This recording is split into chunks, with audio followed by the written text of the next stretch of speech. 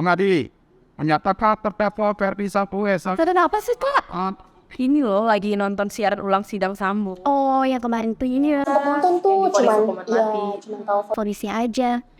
Kak, ini tuh mereka hakimnya. Terus jaksa ini lawyer gitu? Atau gimana sih?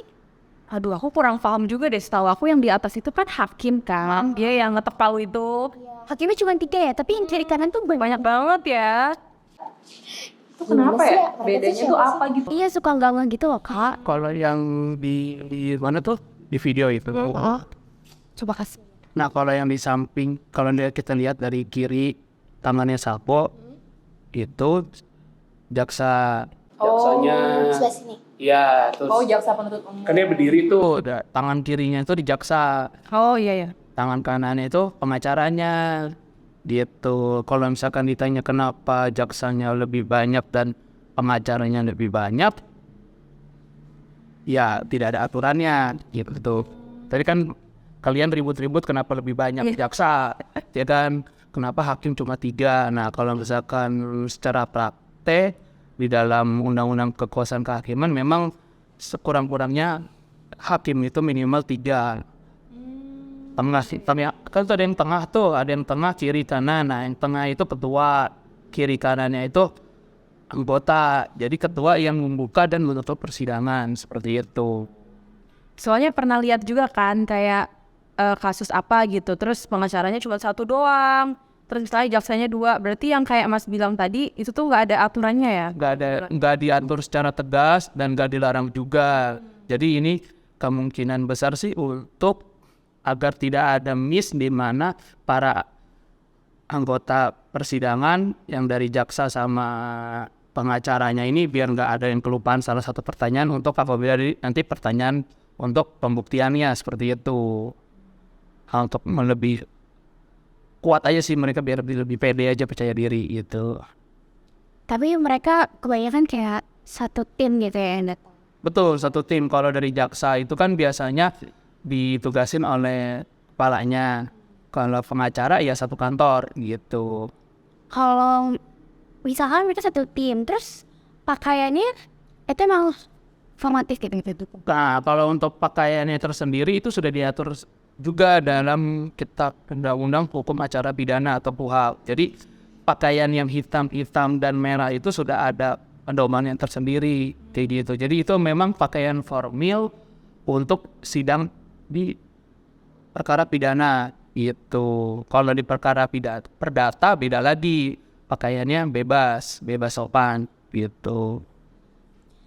Mas, tapi aku mau nanya nih. Aku penasaran nih, kalau misalkan dari sebanyak orang itu nih, dari jaksa ataupun lawyernya, si hakim kan nggak tahu nih, itu beneran bagian dari timnya apa bukan, tapi pakai seragam gitu. Itu ada izin Ya mau konfirmasinya iya, gitu ya, itu konfirmasi itu timnya gimana? gitu. Apa Itu tim jarang dan deh lawyernya. konfirmasi gitu. Kecuali tanya. Karena ini kan biasanya sih secara pengalaman orang yang udah biasa sidang itu memang sudah tahu posisinya masing-masing dan mereka duduk di dalam tempatnya yang sudah disediakan memang sudah itulah satu timnya seperti itu. Kecil kemungkinan salah tempat duduk. Ya atau ada penyusup gitu ya.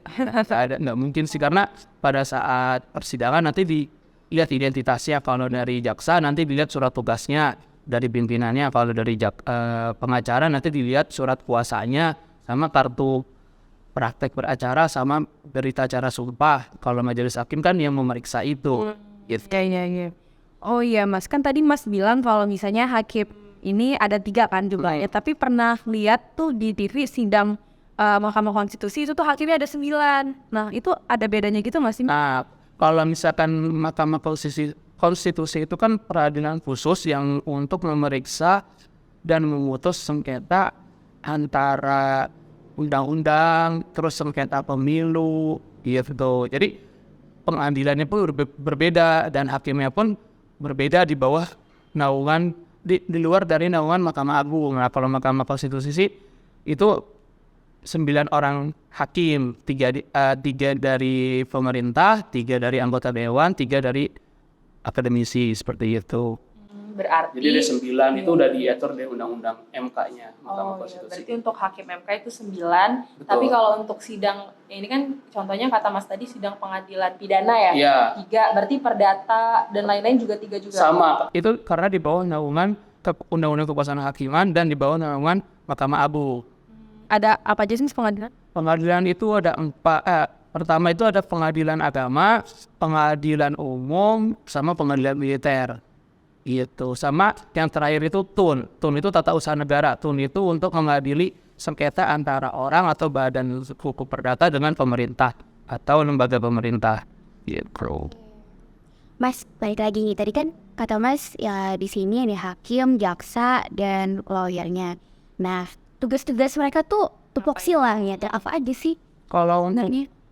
tugasnya sendiri masing-masing itu independen ya. Kalau kita mulai dari tugasnya polisi ya. Tugasnya polisi itu kan melakukan penyelidikan adanya. Terus yang kedua melakukan penyidikan. Kalau misalkan penyelidikan ini kan apabila ada suatu petunjuk yang suatu tindak pidana merujuk ke suatu tindak pidana, ada namanya dilakukan, mereka bisa punya kekuatan untuk upaya paksa. Upaya paksa itu suatu tindakan yang dilakukan oleh kepolisian kepada terduga. Pertama itu namanya penangkapan, terus ada namanya penahanan, terus ada namanya penggeledahan, terus ada namanya pemeriksaan surat. Nah itu semua itu upaya paksa yang dapat dilakukan oleh kepolisian. Naik ke penyidikan. Penyidikan ini biasanya itu dibarengi oleh penangkapan calon tersangka ini. Dan itu setelah penangkapan kemudian ditahan seperti itu. Nah itu dari pihak kepolisian. Setelah pihak kepolisian ada namanya jaksa. Jaksa ini tugasnya itu ada banyak. Di antaranya itu jaksa itu bisa menerima berkas perkara. Jaksa penuntut umum ya, yang saya maksud. Jaksa penuntut umum ini menerima berkas perkara dari kepolisian. Kemudian yang kedua itu ada namanya setelah menerima berkas, kalau misalkan dinyatakan lengkap, tidak dikembalikan lagi ke kepolisian. Tapi kalau misalkan masih kurang syarat formil dan material, dikembalikan ke kepolisian dan disertakan petunjuk-petunjuknya, Mbak. Nah, terus yang ketiga, apabila sudah lengkap, nah dia bisa melakukan penahanan juga. Si jaksa itu bisa melakukan penahanan, kemudian bisa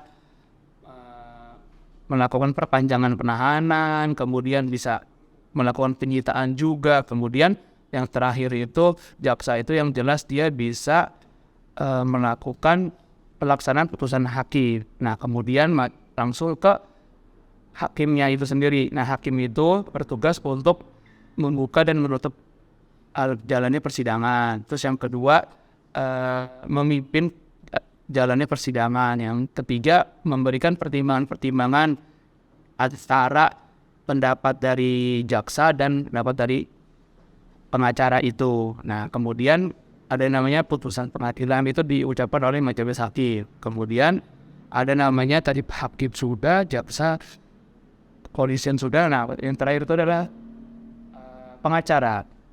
Pengacara ini ada 2 jenis, pengacara untuk pidana dan pengacara untuk perdata. Nah kalau misalkan pengacara pidana itu konsepnya adalah tugas fungsinya adalah untuk mendampingi si tersangka maupun terdakwa. Kalau mendampingi tersangka artinya mendampingi di kepolisian. Tapi kalau misalkan mendampingi terdakwa artinya di persidangan. Gitu. Nah, tugas pengacara di kepolisian hanya mendampingi dan kami tidak boleh memberikan pendapat dan hanya diizinkan untuk memberikan hanya mengawasi jalannya penyidikan, apakah sudah sesuai dengan KUHP, apakah tidak melanggar HAM gitu. Apabila melanggar KUHP dan melanggar HAM, barulah kita beropini di situ di kepolisian di tahap penyidikan. Tapi kalau misalkan sudah di persidangan, barulah kita bisa melakukan pembelaan. Pembelaannya seputar syarat formil atau materialnya saja seperti itu untuk meringankan ancaman hukuman si terdakwa gitu. Mumet juga ya. Panjang ya? Iya. Aku mengira hakim itu tuh cuma ngetok palu doang, kayak menjatuhkan vonis doang. Oh ternyata dia tuh meriksa juga. Terus Mas pernah juga tuh ada yang bilang kayak lah ngapain dibela, misalnya pengacara nih, Iya. ngapain dibela, kan dia udah salah, itu gimana tuh Mas? Nah, banyak sih memang pertanyaan seperti itu. Cuma kita sebagai seorang pengacara yang ditunjuk baik itu dari sisi korban maupun pelaku, terutama pelaku, sebenarnya ada loh kasus-kasus di mana sebenarnya pelaku ini melakukan perbuatan bukan karena niat jahatnya, tapi karena ada namanya faktor-faktor lain gitu. Makanya kita bela untuk menggali faktor itu supaya hukumannya yang tadinya 18 bulan atau 12 bulan bisa jadi 6 bulan kayak gitu. Jadi intinya adalah perkara-perkara tersebut kita gali apa sih latar belakang dia melakukan perbuatan dan bisa nggak dimaafkan dan menurut hukum. Nah, ternyata banyak di luaran sana dan saya juga mengalami bisa membela yang tadinya hukumannya berat menjadi ringan ya karena faktor latar belakang itu yang kita berhasil gali dan sesuai dengan prosedur hukum dapat keringanan. Karena kalau misalnya belum ada vonis juga, artinya orang itu tetap kita harus duga belum bersalah ya selama belum ada vonisnya. Betul, itu artinya tuh seseorang yang belum dinyatakan bersalah berdasarkan kekuatan hukum yang tetap itu tidak dia boleh menganggap orang itu adalah melakukan perbuatan pidana gitu. Terus juga yang dibela bukan orangnya Mas, tapi memastikan prosedur hukum itu berjalan sesuai aturan gitu. Betul, selain dari prosedurnya kita juga bela hak-haknya. Hak-haknya itu begitu, hak untuk hidupnya, hak untuk bebasnya dan hak untuk berpendapatnya itu kita bela juga sih seperti itu. Ya, Mas, kalau yang tadi itu kan aku sempat tanya tuh tupoksi dari masing-masing polisi, hakim, jaksa, dan lawyer. Nah, mereka ini bisa dikatakan aparat ya, aparat penegak hukum, betul? Betul. Nah, bisa dikatakan aparat penegak hukum. Nah, andaikan dari salah satu dari mereka, itu pasti kita pernah dengar mereka melakukan pelanggaran, ya kan? Pelanggaran itu siapa sih yang kalau mereka melakukan pelanggaran atau melanggar kode etik itu siapa yang bakal menindak mereka gitu? Iya, kalau kita yang salah kan mereka yang nindak ya. Biasanya dari keempat institusi tersebut masing-masing berdiri sendiri lembaganya. Contoh Mahkamah Agung itu diawasi atau di penindakannya itu oleh Komisi Yudisial namanya. Nah, Komisi Yudisial itu mengawasi tingkah laku dan perilaku dan tindakan yang dilakukan oleh para hakim-hakim gitu. Kemudian ada namanya kalau dari kepolisian itu namanya propam di sisi profesi dan pengamanan Polri itu. Nah, kemudian kalau dari kejaksaan ada namanya Komisi Kejaksaan. Terus kalau dari advokat sendiri itu ada namanya kode etik gitu. Jadi ada majelis kehormatannya, MK namanya, majelis kehormatan di para advokat. Nah, advokat ini kan banyak ya. Ada beberapa organisasi. Nah, setiap misalkan Mbak merasa dirugikan oleh saya advokat. Nah, ntar Mbak cari tahu latar belakang saya terdaftar di mana, baru adukan saya ke kode etiknya. Nggak bisa saya daftarnya di A, Mbak ngelaporin di organisasi B, nggak bisa seperti itu. Karena saat ini belum terunifikasi untuk kode etiknya, kayak gitu. Majelis kehormatan itu tidak terunifikasi kayak gitu. Tidak satu. Berarti banyak ya. Betul, beda sama lembaga negara yang cuma satu gitu sih. Intinya sih kalau untuk melanggar itu harus dilaporkan oleh yang dirugikan gitu. Nah, terus kalau misalkan nih dalam suasana sidang gitu ya kayak tadi sidang Sambo, aku tuh kan sebenarnya pengen tuh nonton ke sana, tapi ramai banget. Iya, Tapi betul. itu sebenarnya open for public ya kalau ada sidang-sidang Sidang. gitu. Pada dasarnya persidangan itu menurut FUHAP itu oleh ketua pengadilan, ketua majelis namanya. Ketua majelis itu selalu membuat pernyataan sidang terbuka untuk umum. Oh, Nah, tapi sidang terbuka tapi untuk umum itu ada batasan perkara, Mbak.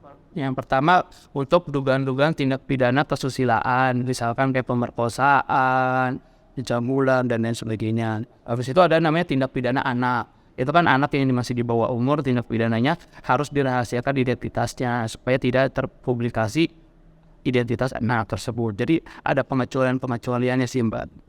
Jadi gimana? Udah kepikiran belum mau jadi apa? Belum sih, masih nimbang-nimbang apa jadi kayak Mas Fatwi.